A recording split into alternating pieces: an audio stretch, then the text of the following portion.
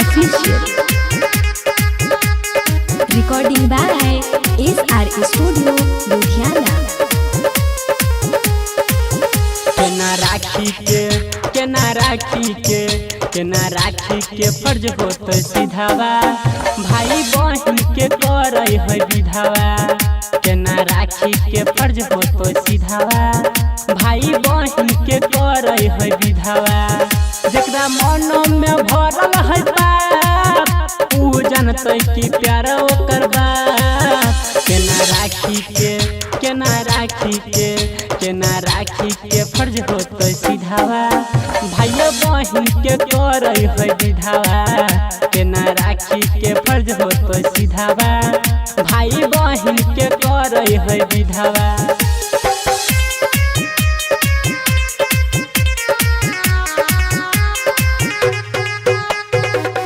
Present by New Dhun Official.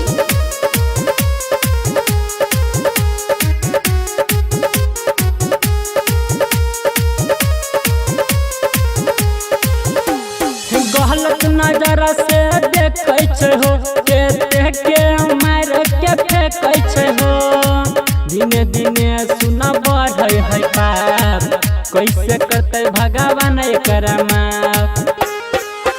बनै है दुनिया कसैया सब भैल जाए है सुन निरदैया।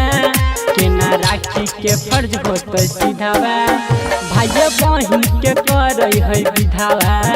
केना राखी के फर्ज होत सीधावा भाई बहन के करे है विधावा।